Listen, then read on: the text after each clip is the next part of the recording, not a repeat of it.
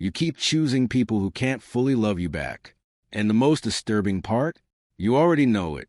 You can feel it in the first conversation. That slight withholding, that warmth with sealing on it. And instead of walking away, you lean in harder. That's not stupidity. That's not low self-esteem, although that might be part of it. That is your nervous system doing exactly what it was trained to do. And nobody told you that. Nobody sat you down and said, the reason unavailable people feel magnetic to you is neurological. It is psychological. It is, in a very real sense, not your fault. But here's the other half of that sentence. It is absolutely your responsibility to understand it, because until you do, you'll keep calling it chemistry when it's actually a pattern. You'll keep calling it love when it's actually familiar pain wearing a beautiful face. You know exactly what I'm talking about. There's someone, maybe right now, maybe recently, who gives you just enough. Not too much. Never too much. They're warm and then distant, present and then gone. They say the right things and then go quiet for 3 days. And during those 3 days, you check your phone approximately 400 times. And here's what kills you. The people who are actually available, the ones who text back immediately, who are clear about their feelings, who show up consistently, they feel boring to you.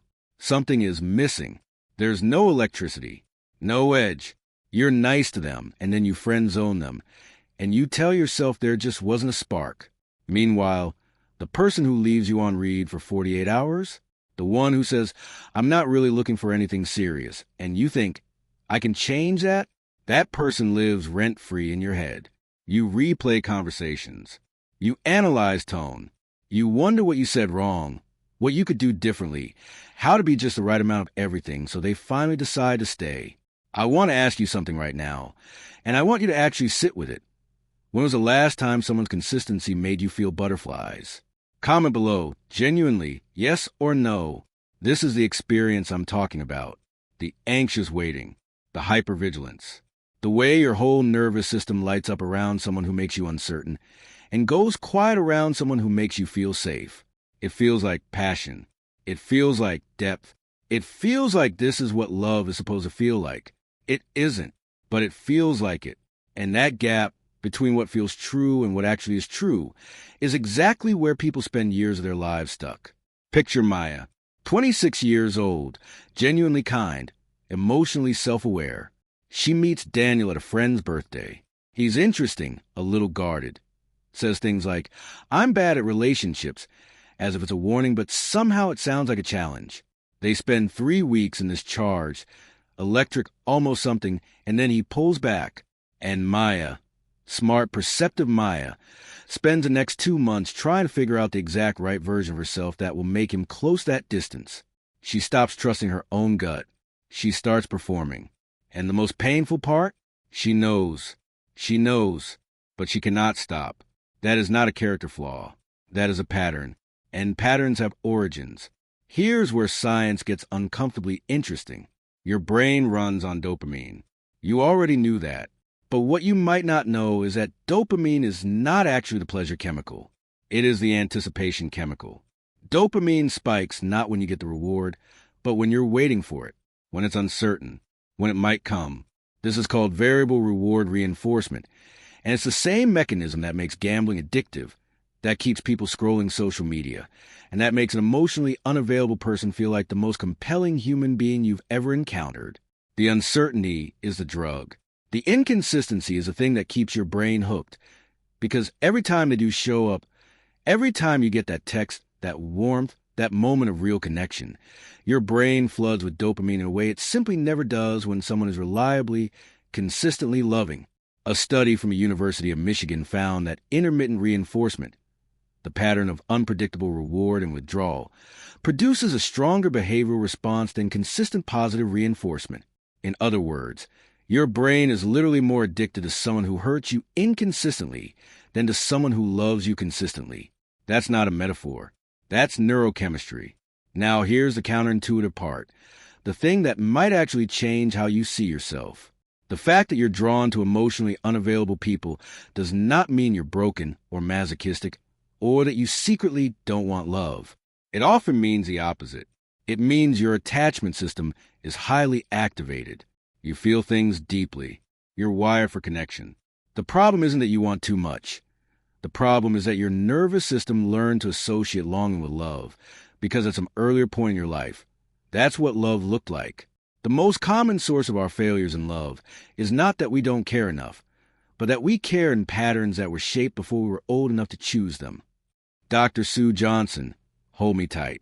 Let's clear out some of the noise, because there are specific stories about love that are keeping you trapped.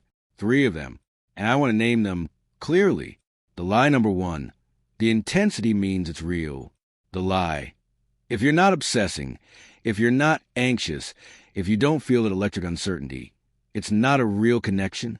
Calm love is boring love. The truth, intensity is not intimacy. Anxiety is not attraction. The nervous system arousal you feel around an emotionally unavailable person is often closer to a stress response than a love response. Calm, secure connection feels different, not because it lacks depth, but because it lacks danger. And your brain has been trained to confuse the two. The lie number 2, if you love them enough, they'll open up. The lie. Emotional unavailability is a wall, and the right person with enough patience and the right love can eventually knock it down. You just need to prove you're worth it. The truth. Someone's capacity for emotional intimacy is not a function of how much you love them. You cannot love someone into being ready. You cannot outgive someone's avoidance. When you make it your project to open someone up, you are abandoning yourself in service of a transformation that is not yours to lead. Their growth is their responsibility. Full stop. The lie number 3, the chase is just chemistry. The lie. The reason you're so drawn to this person, the reason you can't stop thinking about them, the reason nothing about it makes rational sense, that's just chemistry. That's just how attraction works. The truth. Chemistry can be a signal of genuine compatibility, but it can also be a signal of familiarity. Specifically, the familiarity of an old wound. When someone recreates the emotional dynamic you experienced with an early attachment figure, a parent who was inconsistent, a caregiver who was warm but withdrawing, your nervous system registers that as known. And known feels like chemistry. It isn't. It's a ghost. We are the sum of our experiences, and many of our romantic attractions are unconscious attempts to resolve unfinished emotional business from childhood. Harville Hendrix, Getting the Love You Want. Now I want to introduce you to the concept that ties all of this together, attachment theory. Developed by British psychologist John Bowlby in the 1950s and later expanded by Mary Ainsworth, attachment theory essentially says this. The way you learn to connect with your first caregivers becomes a template your brain uses for every significant relationship that follows. If your caregivers are consistently loving and responsive, you likely develop a secure attachment style. Secure people generally find it easier to trust, easier to communicate needs, and easier to be comfortable with closeness. But if your caregivers were inconsistent, warm sometimes, cold or absent other times, loving but unpredictable, you likely develop an anxious attachment style. And anxiously attached people don't just tolerate inconsistency in partners. Their nervous system is calibrated to it. It's the frequency they grew up tuned to. It is quite literally where they feel at home. I want you to pause here for a second. Not metaphorically. Actually, stop. Think about the first relationship in your life where you had to work for someone's emotional availability, where you had to earn warmth, where love felt conditional or unpredictable. Take 10 seconds. Notice what comes up, because here's the relatable truth. Most people reading this don't have a dramatic trauma story. It wasn't necessarily abuse or neglect. It might have been a parent who was emotionally present sometimes but checked out when they were stressed. It might have been raised to be the strong one. It might have been learning that expressing needs too loudly made people uncomfortable. Small things, quiet things. But the nervous system doesn't distinguish between dramatic and subtle. It just records the pattern.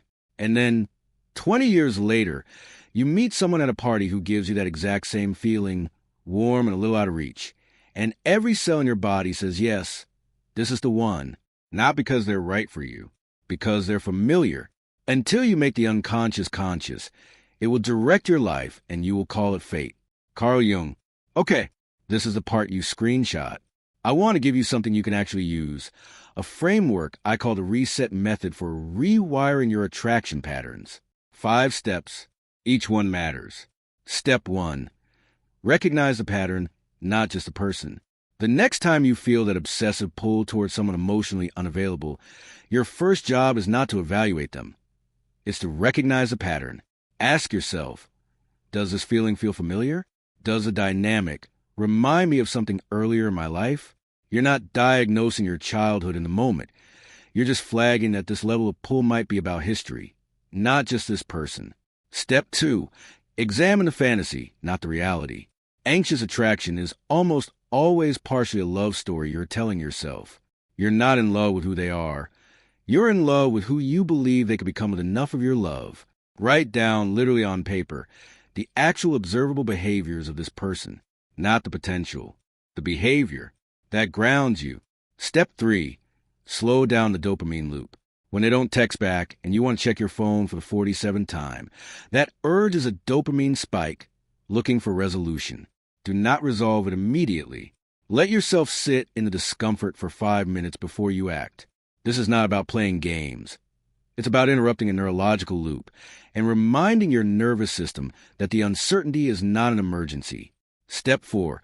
Expand your definition of attraction. Actively, deliberately practice noticing what is compelling about people who are consistent, not just aesthetically, emotionally. When someone follows through on what they say, notice it consciously. When someone is clear about their feelings, register that as data that tells you something good. You are retraining your nervous system to find safety attractive rather than threatening. Step 5. Tend to the original wound. This is the long game. The reason unavailable people feel magnetic is that something in you is still reaching for a version of love that was once withheld. That reaching deserves compassion and eventually healing, whether that looks like therapy, journaling, honest conversations with people you trust, or simply sitting with the grief of what you didn't get. That tending is the real work, not finding the right partner. Healing the part of you that kept finding the wrong one. Which of these 5 steps feels the hardest for you right now? Tell me in the comments. I read them genuinely, and your answer will shape future videos. 3 shifts. These are simple, but don't mistake simple for easy. Shift 1. Old thought. The fact that I can't stop thinking about them means this connection is special. New thought. Obsessive thinking is often a trauma response, not a love signal. Depth of feeling is not the same as depth of compatibility. The person who consumes your thoughts might be doing so because your nervous system is activated, not because your souls are aligned. You deserve someone who calms your nervous system, not someone who keeps it permanently in overdrive. Shift 2. Old thought. If they want to be available, they would be. Since they're not, I must not be enough. New thought. Their unavailability is a map of their own unhealed places. It is biographical, not evaluative. When someone cannot show up emotionally, that is information about their interior life. It is not a verdict about your worth. Emotionally unavailable people are not unavailable because they met the wrong person. They are unavailable because they haven't yet done the work to be available to anyone. Stop making their wound mean something about your value. Shift 3. Old thought. Secure love feels boring because there's no passion. New thought. What I've been calling passion is often anxiety in a romantic costume. Real passion can exist inside safety. This one takes time to metabolize, but it's possibly the most important. You have never experienced secure love the way a healed nervous system experiences it, because you haven't had a healed nervous system yet. Secure attachment doesn't eliminate chemistry. It stabilizes it. It lets desire exist without desperation. That is not boring. That is, and I mean this, the most radical thing you might ever feel. Love is not the feeling of security we get by controlling people we are attached to. Love is the act of seeing someone fully and choosing to be present with what we see. Esther Pearl, Mating in Captivity. Here's what I want to leave you with. You did not choose this pattern. You inherited it from circumstances that were never in your control, in a time when you had no tools to protect yourself from them. The part of you that keeps reaching for unavailable love is not weak or foolish. It is a younger version of you that learned an adaptive strategy and never got the memo that you're allowed to unlearn it now. But you are allowed to decide that familiar no longer has to mean right. You are allowed to let chemistry be a starting point for curiosity rather than a destination you're dragged toward without consent. You are allowed to want someone who wants you back, clearly, consistently, without you having to decode it. That's not settling. That is, finally, after all of it, the real thing. The curious paradox is that when I accept myself just as I am, then I can change. Carl Rogers on Becoming a Person. If something in this video landed for you, if you recognize yourself in any of it, I want you to comment one word. The first emotion that came up while watching, just one word. That's it. Because I genuinely believe that naming it, even in a comment section, is the beginning of something. If you want to go deeper on attachment theory, specifically on how to actually date differently once you understand your patterns, subscribe, because that video is coming next, and it's going to be the practical follow-up this one deserves. You've been watching with intention. That already means something.